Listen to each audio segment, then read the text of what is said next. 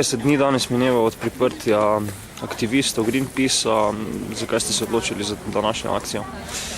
V bistvu na nek način se moramo zavedati, da so ti posamezniki za to svojo aktivnosti se zavzeli za vse nas, za boljši jutri vseh nas, za okolje, v katerem bo vredno živeti, in na nek način je naša odgovornost tukaj, da danes oziroma vsak dan izrazimo podporo z njimi, da bodo čim prej zapustili pripor.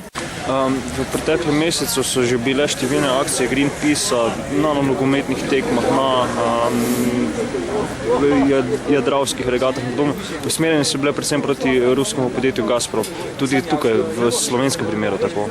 Tako, v bistvu poudariti je potrebno, da tu ne gre za protest ne proti ruskim oblastem oziroma proti samim, bomo rekli, procesu, temveč Greenpeace v svoji kampanji za zaščito Arktike na nek način protestira proti podjetjem, ki nepremišljeno nadaljujejo z praksami, torej uničevanja okolja, s poskusi črpanja nafte v enem zelo ranljivem okolju, in to je potrebno zaustaviti. Peter je odrasel z ladjami v rojstnem kraju Connecticutu.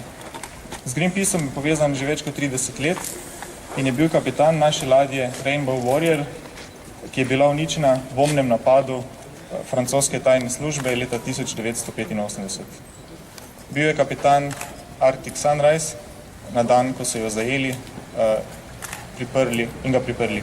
Greenpeace je začel kampanjo za zaščito Arktike, več kot 4 milijone ljudi ga je podprlo in to je bil tudi tisto ozadje, zakaj se je izvajala ta aktivnost, tako da šlo je za miroljubni protest in mislim, da je več kot legitimni.